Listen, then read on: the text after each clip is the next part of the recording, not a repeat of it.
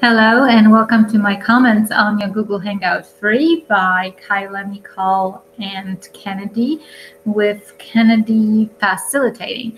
I don't know about you guys, but I think I learned so much about you and from you in those sessions, and I hope they are as good for you as they are interesting for me to watch, and I enjoyed yours. And so great picture, Kayla, on your profile, by the way.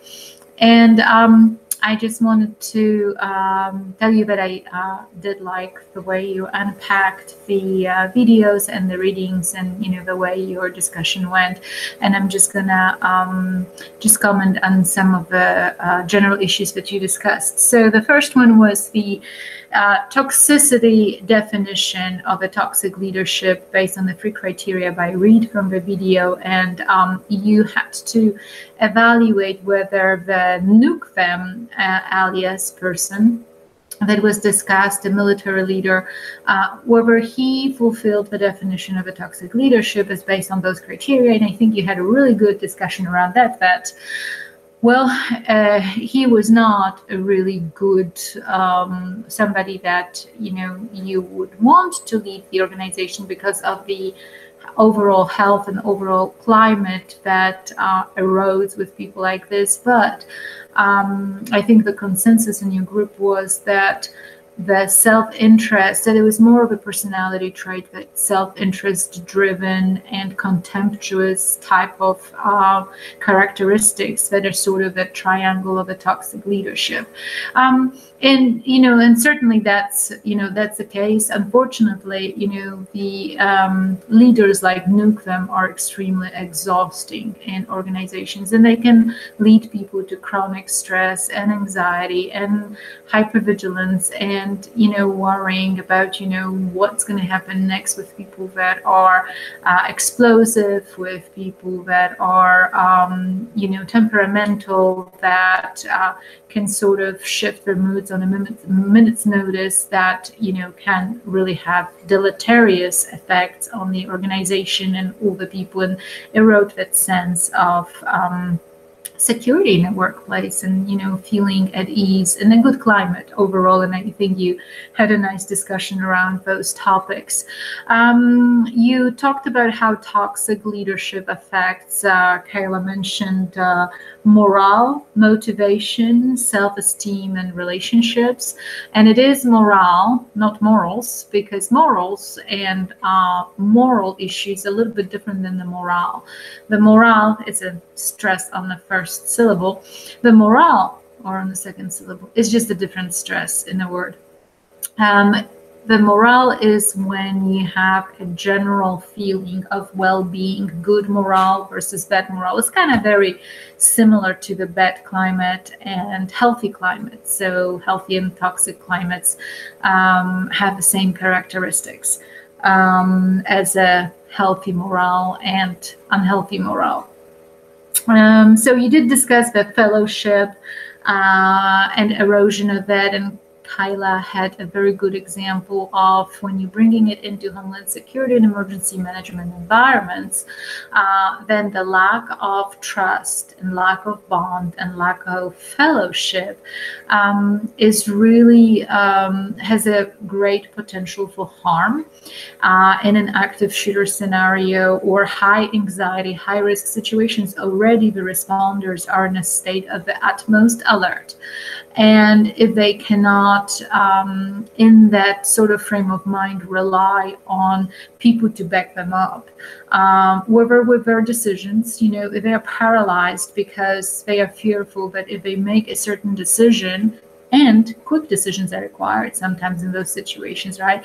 If they are paralyzed, that they don't have a backup, that somebody will throw them under the bus, that maybe their boss won't support them, that the other people won't support them, then that can lead to critical mistakes in decision making and catastrophic consequences. So having that trust in your fellow employee, in your supervisor, knowing that the organization is going to be there to support you is really important.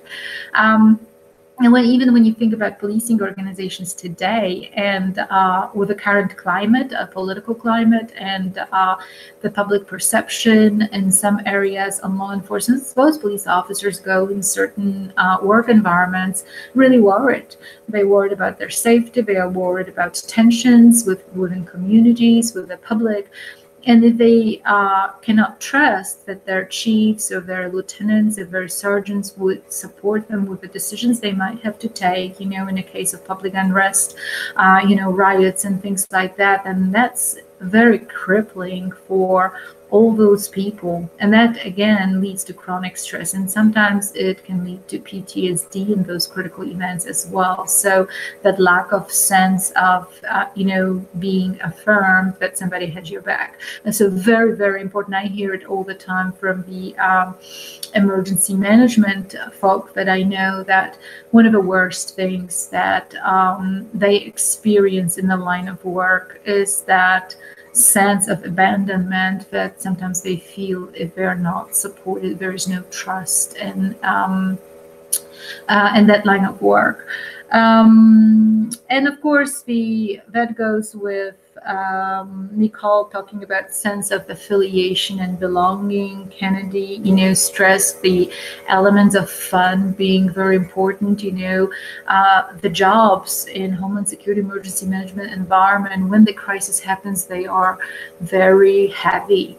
They have consequences for mental processes of employees. You see death, you see devastation, you see destruction, you see the loss of dreams, and you carry that with you. So in your organization every day, fun and the ability to decompress and the ability to have a lighter functioning in day-to-day operations is really critical.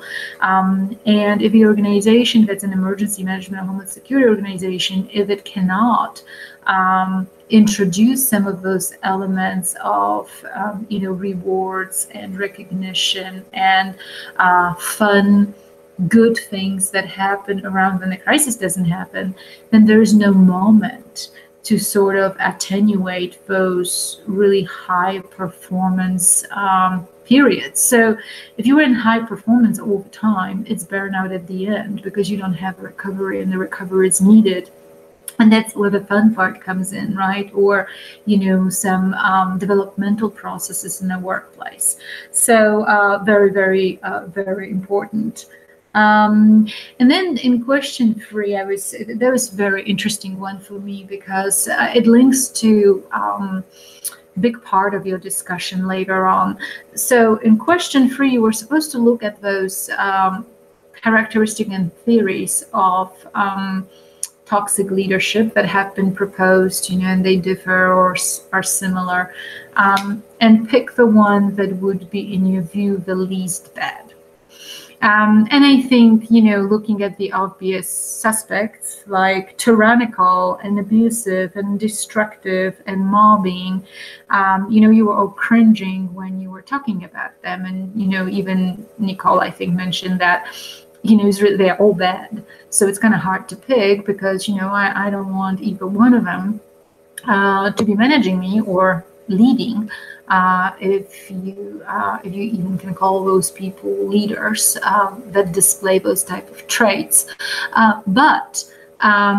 So obviously, when you look at physical force, at tantrums, at hostile harassments, they're certainly really bad on the surface, right? I mean, they can do physical harm, they can do extreme psychological harm.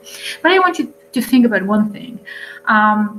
With those type of behaviors in a workplace, I think we are in the era that, this is theories and this is traits, but I think generally those are not accepted anymore in any organizations, even the most sick ones. So there are processes, legal processes and legal guidelines and, Equal Employment Opportunity Acts and all those, the Title IX, what have you, at the university, that prohibit this type of behavior. And this type of behavior could be criminal, and certainly it will lead to dismissal of people in a position of authority. So we have implemented over the years policies that prevent those type of behaviors. Now, Reed is coming from the military background, and military is a little slower to change, but generally in our workplaces, those type of behaviors, you can see them, you can smell them, you can taste them, and they have no place in modern workplace. Because again, there are laws. When I was your age, harassment was rampant. Sexual harassment was almost the value added of your work, which meant that, you had to take it into account that it occurred and it was rampant. So we've gone a long way. People were more used to tolerating those behaviors 20, 30, 40 years ago because there were no policies or laws, and there were sort of sentenced to those type of bad bosses, so to speak, in toxic environments if they occurred. Today, not so much so. If you know the policy, if you know the procedure, you know that those are not acceptable behaviors. And some people don't know. So, they can be still persisting in some areas, but generally the awareness is there. And you, as a new generation, you know that those are not acceptable. But you said the laissez-faire, or laissez-faire in French, let be. I don't care.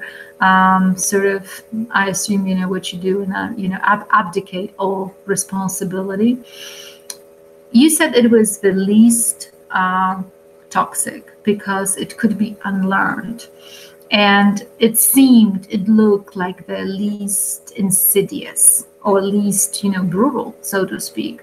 However, when you were talking about your stories and narratives that happened to you in a workplace, all three of you mentioned laissez-faire. And the reason I find it really interesting is because I think that we are at the paradigm right now that the visible, clear symptoms or indicators of bullying or harassment are very clear to us. But it is those laissez-faire types that are less visible, kind of hard to put your finger on. It's like, is it really a toxic behavior type of thing? Those are the ones that erode us. Those are the ones that frustrate us. And those are the ones that are chronic. And those are the ones that are extremely, or could be extremely toxic. All three of you mentioned that. I have the worst boss I have ever had in my life, and I had a few along my, career. The worst one was the laissez-faire one. There was somebody that basically was retired in place, did not care about the organization, did not care about the direction, did not care about the vision, was whatever you did was fine. But of course, it wasn't, because it was fine until you did something wrong, until you made a mistake. And you do make mistakes when you're a new employee. And somebody like that doesn't care and abdicates all responsibility should not be in a leadership position. And it was a very, very difficult time for me in that organization, because that laissez-faire attitude demoralized and trickled through the organization. And then it was extremely difficult. And I almost quit that job because of that one person, because in reality, it wasn't an abusive verbal behavior or abusive, physical behavior, but it was just an absolute lack of interest, confidence, attachment, recognition. It was soulless place with that type of leader.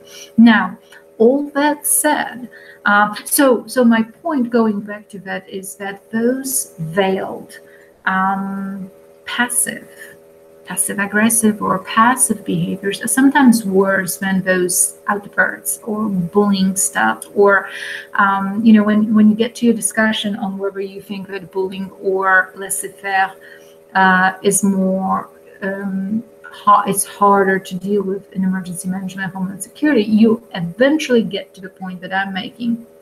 But laissez-faire has a place.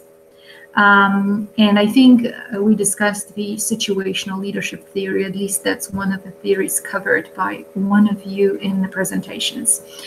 And the situational leadership theory says you have to lead people, or leadership style falls on a sort of 4 different areas along the 2 axes.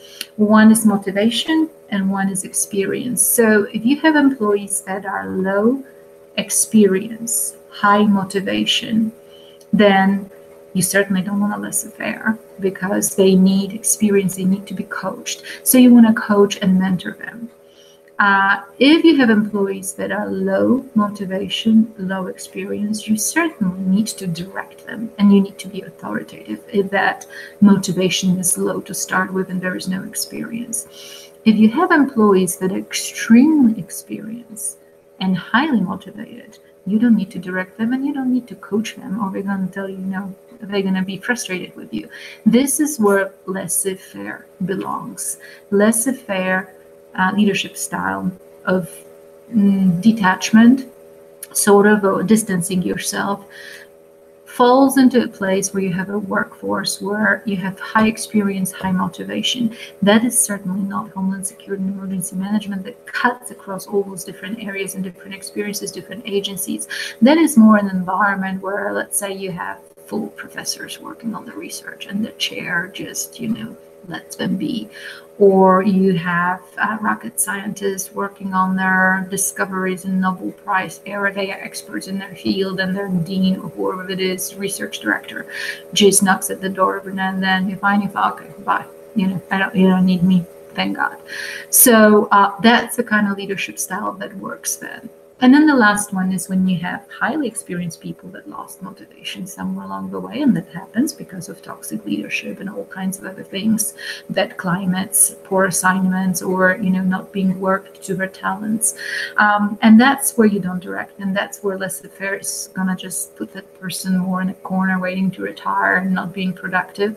This is where collaborative and engaged, working out of the issues style comes in, more of the participatory, cooperative style of leadership. So again, that's the point that the leadership is situational, but laissez-faire. I would say in Homeland Security and emergency management, worse than bullying, probably. Because you could argue with me, this is going to be a nuance in context, right? But imagine that you have somebody like the nuke them, that and you have a decision during hostage negotiations, or you have a decision during a building collapse, or you have a decision during a bridge collapse, like Kayla was mentioning, and there is no time to call for a committee, and there is no time to build consensus. There is no time not to step on somebody's toes. And that nuke them guy who is not self-interest driven, but has a mission ahead and a vision what he needs to do, they might be abrupt, and they might tell you, just take that clipboard and get it. Or, stand here and hold that stick, and that's what you need to do, and I don't care what you think, because that's what, I'm going to do now. Versus, because you can always, that type of behavior in crisis, you can always debrief. You can go into after action and you can address it later. It will not break you at that moment, hopefully. However, if you have an idea, or you have out of the box solution, or or you have something meaningful to contribute, aka a new degree works, for academic advising, and you come during the moment of the biggest crisis, and some dinosaur is going to look at you and say, I know what I'm doing, just thank you, but no thank you. That you can't take back if a bad decision is made. If somebody screamed at you, you can go for counseling. But if somebody didn't listen to you, and that decision was made and lives were lost, the whole organization suffers later. So those type of, the inability to do something for people, the inability or reluctance to get engaged or get involved, it's sometimes more consequential that, that temper. Although I have to say, you would prefer to have an incident commander or somebody in a power position in those events that is going to be both composed and controlled and yet decisive without being abrupt and bullying and mobbing, and engaged and not detached in the ideal world, right? But if you had to pick, I think that we need to think about how we deal with people that are just there. And there are a lot of them that are, by the virtue of experience, they are there and they lost the motivation a long time ago and they lost the vision. And case in point, Daryl Gates, during Rodney King riots, he eventually resigned. But it was such a charged situation where the verdict was supposed to be announced. And the whole community knew, maybe except for Daryl Gates, that if a verdict is going to be not guilty for the police officers, then there is some potential for riots, especially in certain areas of LA. And yet he said, my people should know what they're doing. And he went to a banquet. And 2 hours later, his city was on fire, literally remained on fire for days. And so, those are, making assumptions by those seasoned people that, those people know what they're doing, or, I'm not going to interfere, or I really don't care what they have to say because I know better. Those can be a lot worse behaviors than being loud and being a nuke bomb or human blowtorch. Although, we do not want human blowtorches around us, certainly. But think about it, from the standpoint of those insidious characteristics of toxicity. Sometimes it's those passive-aggressive people, the people that are, just unmoved and not involved, that are worse than the ones yelling and hollering. At least, in my experience, and certainly in those type of very, very hyper tension events and high uncertainty events. All right. Talking about the social narratives of toxic leadership, and Nicole had one about social exclusion. Coincidentally, I really didn't like that one because it reminded me of something that I did when I was at the university, which I disinvited a boyfriend to a party, and he didn't get the letter and showed up for the party. And the worst thing was my girlfriend opened the door and said, "You didn't get the letter." So social exclusion, yes, really bad. Inequality of promotion, nepotism. Certainly some companies have policies against that, but you do have affinities and you have likes and dislikes, and this is, a little bit more of a discussion of management and leadership, and there is a big difference. You can be a good manager and not necessarily a good leader, and so good leaders do not do favoritism, and but managers do, have their preferences and stuff like that. Lack of integrity and the wedding. Kayla, I'm not even touching that, but because those are your parents. But I certainly appreciate the way you exercised your emotional agility, and it's really interesting because you talked about how this kind of fluffy stuff about breathing deep and thinking about it, and and labeling it and recognizing it and pausing. But this is something that, when you go into your leadership roles, because you're going to go into those leadership roles much faster than we used to in previous generations, you are going to promote much faster, because such is the nature of technology and the new generation that has entered the workforce, that you're going to do things quicker. And as you move in, think about what we're discussing, because how are you going to be as that leader? How are you going to know what you are if you do not reflect, if you do not label it, if you do not expect or fear feedback And we all fear feedback because we're always looking for this one negative thing that's going to be on there. And I can tell you, I can be looking on hundreds of evaluations, but there's going to be that one that's really bad. And this is going to destroy you for a year. And you're going to be thinking about it. And especially if it's not, very specific, right? So, so learning how to cope with that, learning how to accept that, sometimes challenging, but how are you going to deal with criticism? When one of your employees will, say, well, I'm not really very impressed with the way you're running things. How are you going to be as a manager? How are you going to be as a leader? Are you going to prefer somebody that you know and you're comfortable with and promote them? Or are you truly going to be neutral? And so those are kind of, nobody goes to work with the resolution to be a really bad boss. But learning those cues and learning to sort of self-analyze is very important. Deep breaths, yeah. Obviously, Kennedy mentioned something about, there's a really good discussion you had on not sending that letter immediately after you, the email in reaction to something. I call this the stimulus gap response. Stimulus gap response.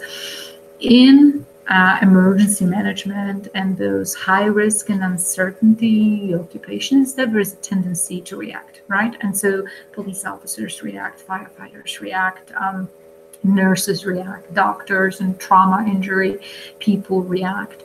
And so being in that reactive mode all the time does not allow a lot of time for reflection. And so your feelings and how you do things affects how you think and affects how you act.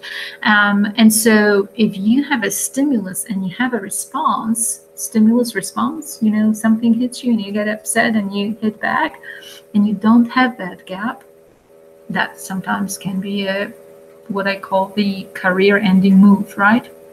So, and I think Kayla mentioned that if she responded to some of those emails of her students immediately, works in any environment, you've got to have a gap.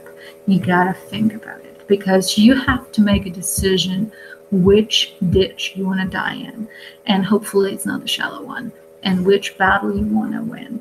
So really, really good discussions. I really like that. I liked the post-mortem that Kayla did on her emotional agility. So ask yourself, where do you want to be? As a manager, Nicole, if you had to fix things in your, on the day that you want to throw a tackle at somebody, how would you be? How would you run things? And keep that in mind, because eventually you're going to move to leadership positions. And I hope that we're talking about those things because you're not going to be doing those. Recognizing your negative feelings and really interesting conversation you had with Kennedy started it, I think, is when Kayla mentioned about the suggestion for the degree works. That sort of made sense because she recalled being a freshman, so being there in a short period of time, not very long time ago, and not being able to navigate from that through this and offering a suggestion. Now, of course, probably it wasn't the job you were assigned to do and so on and so forth. But this is a perfect example of, you said we don't have to wait until things are broken. And I love that because we usually do. And when it gets to that point, when things are broken, then the toxicity levels are so high that people are scarred permanently. They either have PTSD or they are disenchanted, demoralized, and really probably very hard to get them back on a mission or a vision. And they move somewhere else, and you've lost a lot of human capital. And, turnover is expensive. And especially in some organizations where, there's certifications and things like that people have to go through that the company has to pay for. And stuff like that, licenses, uniforms, and so on and so forth. And so, yes, we don't need to wait until things get broken, but a lot of times, people, the managers like the status quo, because they've always done things this way and they worked until they don't, right? So there was really excellent discussion, and sort of puts us into the realm of your discussion on generational divides, and you sort of bridged to that because you talked about the new generations, the millennials and the generation after them. It's the most recent entering into the workplace, and cutting across those generational divides. And in emergency management and homeland security specifically, this is such a seasoned field where practitioner experiences are so valued. So you've got to have 20 years of putting out fires where, obviously from where I sit, experience is not the substitute for competence. And there is this illusion that with experience comes, wisdom, where if there is no reflective practice, sometimes the practice is not very good. And that's where you come in with your novel ideas and innovation and technologies to leverage a lot of different things or solve problems differently. And it's very important. And good leaders, good managers, first of all, good managers should leverage this. Good leaders should never miss it, because those are very, very valuable skills. And it's really not necessarily about what you did, Kayla. More so it is about the two issues in that situation from the way you described it. And I don't know the whole context, but when your manager, supervisor comes in, sits at your desk, turns around the screen, and you mentioned something about, what was I doing? Watching Netflix. That is lack of trust. That is something where, I would have the feeling of this person was trying to get me on doing something I wasn't supposed to be doing. And it happens a lot with managing millennials, because millennials are so multitasking, because they are on Facebook and they're doing their work and they're watching Hulu and they're walking the dog at the same time. So I think because you grew up with so much stimulus, you're able to multitask perhaps differently than we used to, or previous generations. So there's this suspicion that, you might be doing something that you're not supposed to be doing. And I had that. This is how I managed one of my workers in the past, and she was very young, and she was very, very talented. And so I would walk past her cubicle, and she would be on. I could see certainly that she had Facebook on. So I would go and say, "Hey, did you do that? Report, or did you run that background check, or did you?" And she always said, "Yep. Done. Yep, done. Yep, done." So every time I would walk in and see her doing something else, like, darn, she's not doing her work. But she was done because she was really quick, and she was really, and then she had her time to be on the social media. Well, to me, it was not acceptable to be on the social media at work. It was years ago. So certainly, generational differences. And so when she turned your screen over, I think that it was sort of could be to somebody indicate a lack of trust that, you're actually working. And the second thing, once you realize that somebody's working on something, that they have initiative, then, if she's not meaning to take it into consideration, or other priorities are there, you can address it differently. You can say, wow, really great initiative, and I'll give it some thought, or, I'll talk to somebody about that before just shutting it down, because it does take the initiative away and does take that steam away from you. So I agree with, it's not a very good leadership quality. It's somebody that's trying to manage you, but not really somebody that is empowering you to certain things. So, and this is how the difference between leadership and management is very visible as well. You can be a good manager and you're absolutely rubbish at leading.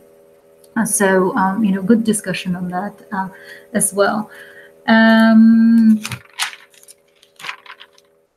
Okay.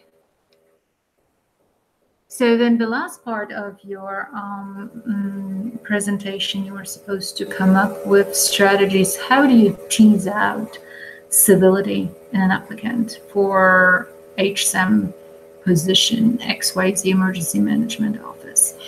And you looked at very granularly, you looked at very, very specific examples. I got your list. I love them all. Let me see which ones I remember.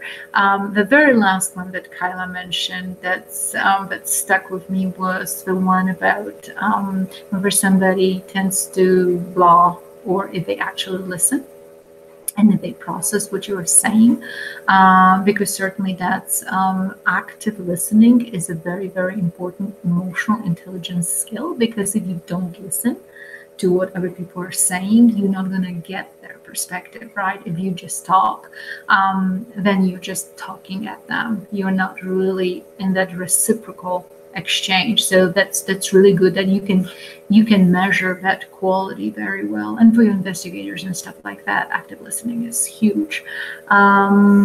Another one that you had is how people would react to feedback. Kennedy was talking about that, and certainly, a really good question to ask somebody is, how did you think you did on your interview? Because then you're going to learn if they have the ability to critically self-assess, and if they know where they say, oh man, on a question for you asking me about this, Kayla, which one was it? Have you ever done? You had to think about the integrity and report somebody, and you had a conflict whether you tell or not, or something in those lines. Wow, it comes out of the left field. I wasn't ready for that. And you can tell if a person is candid, if a person is reflexive, if he or she looks back and says, I could have done better on that, but I really nailed this one. And you can see if they can assess critically, or if they are really not, they say they're a great problem solver, they can't solve a problem in their life. You have a situation where the manager is abusive to employees. So this is, tolerating, tolerating behaviors that are not acceptable in a workplace, and allowing this to be pervasive, because everybody has that responsibility to react to this. And you measure this way. You measure if somebody is assertive, if somebody has the guts and the courage of their convictions to actually go and report on a person in higher authority, which for some people is very difficult to do. So this is a really good one as well. Disaster hits, that was Nicole's, I think, and the leader is sick, and, things start to unravel, right? And how do you prioritize what you do now? What would you do? How would you prioritize? This is very good scenario for seeing if somebody can prioritize. Prioritization is very important for management, certainly, and to get a sense if they dwell on minutia and trivial stuff that's irrelevant and miss sight of big things. They have this strategic perspective. Some other things that I've heard in other discussions that your classmates had were, put them through simulation in a specific scenario. I think maybe Kennedy as well talked about the team experience and how you work on a team. Somebody suggested even doing a group interview with people with different backgrounds and different characteristics and stuff like that. So they all can look at different aspects of that person, because we all have our preconceived notions, what we like and dislike. Nicole talks about it a lot. You like certain type of people, you are going to support those type of people, but if you want to be fair, if you want to be impartial, maybe you bring a different person to the table for that interview, and they can seize on some little nuance or something that that could be a springboard to going further. But certainly scenarios are great. Role play, tell me about a time in your life when you had to do this. And most of the really good job interviews today are going to be like that. They're going to be very situational, to where, it's not about your grades. It's not, I mean, they're important. Your accomplishments are important, but they want to see overall how you handle complex situations, how you solve problems and stuff, and how you show evidence of that. With incivility specifically, having those ethical questions and posing those ethical questions. And I'll tell you, in our program, we had new students, new cohort coming in. It was in yours. It was a while back. And there was a student that shared with me that the university issued a once for lifetime parking permit. It was $400. It was for alumni of the university. And if you bought it, if you paid $400, you could park for the rest of your life. It was a one-time deal. It was several years ago. And the mother of that student bought one. And she got two in the mail. So she gave him one. And so he's telling me this. Now, believe you me, if I were an employer, and I heard that type of conversation, particularly in security and safety services, there is somebody at that police department in parking services, probably a poor schmuck, poor student, that's probably still paying this $400 for this one parking permit that they cannot account for. And I asked the student, I said, well, what did you do? He said, well, of course I kept it. Are you kidding? This is saving me a ton of money over the course of a master program, which is already expensive.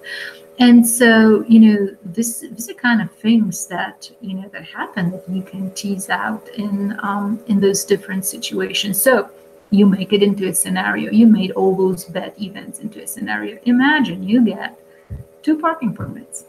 And you see what the applicant will say, or how they will resolve it. So anyway, that's pretty much all I've got on your conversation about toxic environments. And I want you to sort of think, between the ideal leader you would want to have, the ideal person who you aspire to, who you absolutely adore the way they do things, and between that worst person, that bully, where do you think you want to be?